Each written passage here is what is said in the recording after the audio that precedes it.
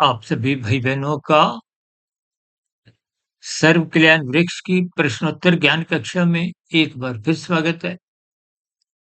आज की चर्चा में किसी भाई-बंधु ने कर्माशय और संस्कारों में जो एक मूलभूत अंतर है, उसको पूछने की एक इच्छा जाहिर की है। अक्सर हम अपनी चर्चाओं में बार-बार कहते रहते हैं कि श्रद्धापूर्वक सत्संग करते रहने से ही आपके हमारी जो दिनचर्या में जो कर्माशय की स्थितियाँ हैं, वो सात्विक बन पाती हैं। अन्यथा गुणों के प्रभाव से या पहले के बने हुए जो संस्कार कारण शरीर में आपके हमारे जीवन को चलाते हैं। देखिए कर्माशय भी कारण शरीर में रहता है, संस्कार भी रहते हैं। कर्माशय का फल प्रकृति की कर्म फल सिद्धांत के अंतर्गत अपने आप आता रहता है। ये एक व्यवस्था है। कोई भी सृष्टि की ताकत इस कर्म फल सिद्धांत की व्यवस्था को रोक नहीं सकती, बदल नहीं सकती। केवल संस्कार ही एक ऐसी स्थिति है जो इनके प्रभाव को देखिए कर्मों के फल को रोक नहीं सकती, लेकिन इनके प्रभाव को इनके बहाव को किसी भी शब्दों में देखिए अंतर जानिए, क्योंकि संस्कारों में वो ताकत है जो कर्मों को एक विशेष प्रकार की एक स्थिति प्रदान करती है। यदि संस्कार अब देखिए ना किसी के दुख रूपी परिणाम आए हैं। अब यदि दुख भोगने की स्थितियों के अब उसने संस्कार बुरे संस्कार क्रमशः समाप्त करना आरंभ कर दिए तो दुख तो आएँगे, लेकिन वो आपको प्रभावित नहीं करते। देखिए स्थितियाँ कुछ कमज़ोर होते हुए भी मनुष्य कुछ भ्रम जाल में फँस जाता है। अभी कुछ महीने पहले भारत में उत्तर प्रदेश राज्य में महाकुंभ का जो एक आयोजन की स्थितियाँ थी, 67 करोड़ लोगों ने स्नान किया, डुबकी लगाई। अब अधिकांश लोगों के मन में एक ही भ्रम है कि मात्र डुबकी लगाने से किए गए पाप कर्म धुल जाते। यदि ऐसा ही धुलने की प्रक्रिया हो तो फिर तो देखिए ये कर्मफल सिद्धांत, ये 84 लाख प्रकार की जोनियाँ, ये 84 लाख प्रकार की जोनियों में देखिए 80 लाख प्रकार की जोनियाँ तो दंडमय जोनियाँ। ये कुछ संकेत करता है कि मनुष्य आप हम मिले हुए जीवन में पाप कर्म अधिक कर जाते हैं, तभी तो इतना बड़ा अनुपात है। देखिए मनुष्य से ऊपर की 3,99,999 जोनी और नीचे की अब ऊपर की तो देखिए सात्विक जोनी और नीचे की 80 लाख बहुत बड़ा एक अनुपात है। इन संकेतों को मनुष्य ज्ञान पूर्वक समझता नहीं। अक्सर कभी-कभी हम एक उदाहरण देते हैं ना कि लाल बत्ती पे रुको, हरी बत्ती पे चलो। ये तो एक साधारण स्थिति है। लेकिन जब मनुष्य हरी बत्ती पे तो चलता है और लाल बत्ती पे रुकता नहीं, दूसरों की हरी बत्ती में फिर वो विघ्न उत्पन्न करता है, दूसरों का हिस्सा खाता है। यानी कि अपने आप की जल्दबाजी के लिए या उस लाल बत्ती पे रुकने से बचने की स्थिति में वो आगे भागता है तो उसका कानून का उल्लंघन हो जाता है। अब कानून का उल्लंघन होने से पकड़ा गया तो चालान कटेगा, नहीं तो वो इन स्थितियों को आई गई समझता है। लेकिन कर्मफल सिद्धांत के अंतर्गत उस अपराध का प्रकृति की कर्मफल सिद्धांत में कहीं न कहीं भविष्य में आपको फल दुःख रूपी स्थिति से जूझना पड़ता है, भोगना पड़ता है। और दूसरी विशेष बात, जैसा-जैसा आप कर्म करते हो, कर्मस्य के साथ-साथ उससे संबंधित संस्कार बनते हैं। अब दूसरी स्थिति, एक मनुष्य लाल बत्ती पे तो रुका है, उसका चालान नहीं कटा, लेकिन भीतर से कोई प्रसन्नता नहीं है। एक बोझ समझकर, एक चालान से बचने के दृष्टिकोण से मन मार के वो वहां खड़ा हुआ है, तो चालान तो निश्चित रूप से नहीं कटेगा, लेकिन मन के भीतर कोई इच्छा नहीं थी, तो फिर वो बुरा संस्कार बनता है। अब स्थितियों को थोड़ा गंभीरता पूर्वक समझो। कभी कभी हम कहते हैं ना, कुसंग से बचो, शास्त्र तो बार बार कहते हैं सत्संग करो, कुसंग से बचो। अब सत्संग की गैर मौजूदगी में तो कुसंग ही होता है, प्रकाश के अभाव में अंधकार होता ही है। कुसंग में देखिए, मानसिक स्तर पर जब आप बुरा चिंतन करते हो तो संस्कार बनते हैं, और ये बुरे संस्कार जब बनते जाते हैं, तो ये गहरे तल पे कार्य शरीर में प्रभाव डालते हैं।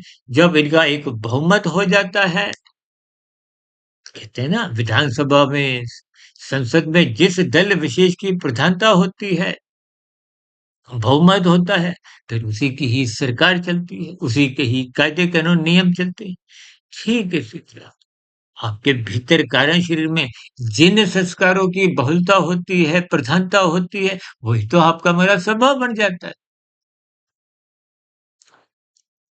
स्वभाव बनने का अभिप्राय है, आपके अधिक कर्म तो देखिए, हमारे, मेरा व्यक्तिगत मानना है कि हमारे 90-95% तो स्वभाववश होते हैं। क्योंकि स्वभाव में आपको में कोई मेहनत नहीं करनी होती। प्रकृति के गुणों का जो भाव है, वो भी तो स्वभाव है। भौतिक गुणों का स्वभाव है। तमोगुण का अलग स्वभाव है, रजोगुण का अलग, सत्वगुण का अलग। और शास्त्र क्यों कहते हैं सत्संग करो, ब्रह्म मुहूर्त में उठो, ताकि सत्वगुण का प्रभाव आपके भीतर में जाए। जो सत्वगुण का संग नहीं करता, तो उसका रजोगुण और तमोगुण निश्चित रूप से बढ़ता है। अब जो रजोगुण का संग, देखिए रजोगुण का संग तो संसार में रहते हुए होता ही होता है। जागृत अवस्था में आप जो कुछ भी करते हो, वो सब रजोगुण है। शास्त्रों में स्त्री पुरुष का आपसी आकर्षण भी रजोगुण है। संसार की जितनी भी गतिविधियों में आप सकाम भाव से कर्म करते हो, वो सकामता को हो रजोगुण एक ही बात है। कर्मश्य बनता है, संस्कार बनते हैं। और जब आप कर्म तो कर नहीं रहे, उन भोगों के लिए आप कुछ ना कुछ चिंतन, योजनाएं बनाते हो।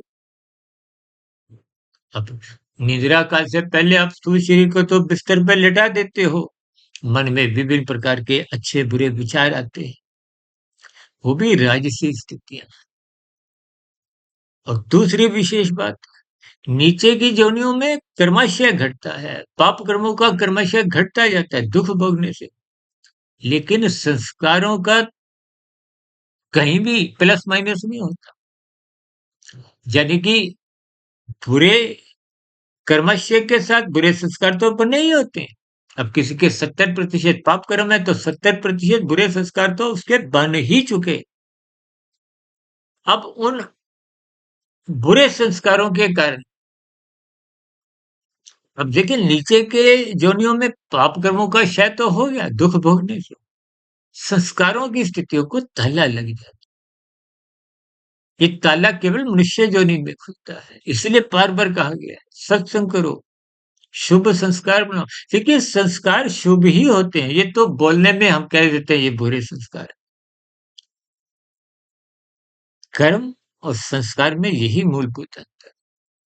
और कहीं कहीं मैं तो अपनी चर्चाओं में देखिए यहां तक कहता हूं कि कर्म तो जड़ है, ये संस्कार चेतन है।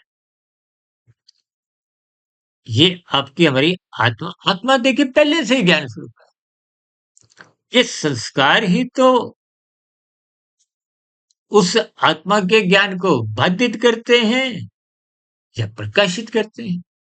आत्मा क्योंकि अणु है, इसलिए इन संस्कारों का प्रभाव उस पर पड़ता है। कभी कभी हम कहते हैं ना, ये पापात्मा है, ये पुण्यात्मा है। पुण्यात्मा का मतलब कार्यशील में शुभ संस्कार बने हुए, पापात्मा का मतलब कार्यशील में बुरे संस्कार बने हुए। आत्मा पापात्मा, पुण्यात्मा नहीं होती। आत्मा तो समान गुण वाली है, चाहे वो पेड़-पौधे की हो, चाहे कीड़े-मकोड़े की, चाहे मेरी आपकी, पशु की हो, किसी की भी हो। कि ये स्थितियाँ दिखती तो साधारण है, ये जो हम बार-बार कहते हैं ना कि पाप कर्म धुलते नहीं है, ये पाप कर्मों को आप कमज़ोर तो कर सकते हो, संस्कारों में सुधार के। अब जैसे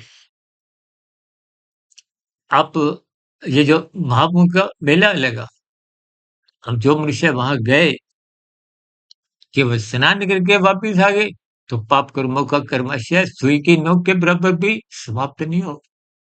और यदि वहाँ जाकर आपने संतों के दर्शन किए, उनके जीवन से कुछ सकारात्मक प्रेरणाएँ ली, अपने जीवन में सुधार लाने की एक संकल्प की, परमात्मा का ज्ञान विज्ञान कुछ समझ में आया, तो ये जितनी बातें आपके समझ में आ गई, प्रेरणा मिली, जिसके फलस्वरूप आप अपने संसार में लौटने के बाद आपकी दिनचर्या बदल जाती है। पहले आप ब्रह्म मुहूर्त में सोए रहते थे, अब जगने लगते हो। फिर ये सभी के सकारात्मक स्थितियाँ, शुभ संस्कार बनने लगते हैं। अब पहले यदि बुरे संस्कार 100% थे, तो उनसे संबंधित जो कर्म पाप कर्मों का फल आता है, वो आपको 100% दुखी करता है। अब मेले के लौटने के बाद अपने बुरे संस्कार 20% कम कर दिए, कमज़ोर कर दिए, साधना करते हुए, संतों से प्रेरणा लेते हुए। तो अब जो पहले के पाप कर्मों का जो एक फल आएगा, वो अब आपको 100% दुखी ना करते हुए 80% दुखी करे। तो ऐसे ही शुभ संस्कार बनाते जाइए, बनाते जाइए। ये 80 से और यानी कि शुभ संस्कार बनाते रहिए। शुभ संस्कार जैसे प्रकाश आने से अंधकार भागता है, ऐसे ही शुभ संस्कार बनने से कार्यश्री में जो पहले के बुरे संस्कार आपको हमें पाप कर्म करने को बंधे करते थे, वो शुभ संस्कार बनने से फिर वो एक शुभ कार्यों में लगा। जब शुभ संस्कारों की बहुलता होगी, तो निश्चित रूप से साधना आरंभ हो जाती है, कर्म योग, ज्ञान योग, भक्ति योग। इसलिए शुभ संस्कार संस्कार तो वैसे देखिए तकनीकी रूप से शुभ ही होते हैं। ये तो हमने बात को समझाने के लिए जैसे जन्मदिन किसी का दिन में हुआ या रात में हुआ तो बोलने में तो जन्मदिन ही आता है ना। अब जिसका रात को जन्म हुआ है तो जन्म रात तो नहीं कहा जाता। ठीक इसी तरह संस्कार का मतलब अच्छे से ही है। लेकिन जो बुरी स्थितियाँ उनके साथ बुरा संस्कार कह दिया जाता है शाब्दिक स्तर पर। इन स्थितियों को निरंतर सुनते रहिए, समझते रहिए, चिंतन करते रहिए, ब्रह्म मुहूर्त में उठते रहिए। निश्चित रूप से ये सब स्थितियों के सूक्ष्म अर्थ आपको भावार्थ समझ में आने लगे। अब चर्चा विशेष को यहीं विराम देते हैं।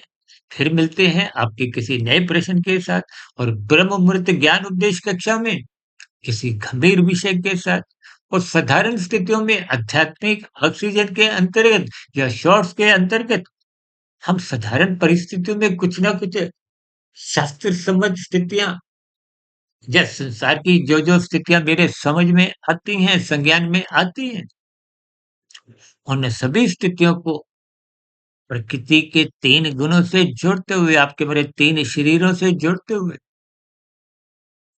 आत्मा परमात्मा जो सजातीय स्थितियाँ हैं, संबंध हैं, आत्मा ज्ञान स्वरूप, परमात्मा आनंद स्वरूप है।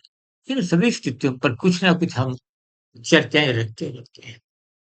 तो अब चर्चा विशेष को यहीं विराम देते हैं। आपके मन में कोई नया प्रश्न हो तो आपके प्रश्नों का, के सुझावों का और कहीं कोई आपकी कोई मेरी कही गई बातों पर शिकायत हो, आपत्ति हो, विरोध हो, उन सभी स्थितियों को भी नीचे दिए गए कमेंट्स बॉक्स पर सदा ही स्वागत। चर्चा विशेष को यहीं विराम देते हैं। आप सभी भाई-बहनों का इस चर्चा विशेष को ध्यानपूर्वक, धैर्यपूर्वक और गंभीरतापूर्वक सुनने के लिए बहुत-बहुत धन्यवाद।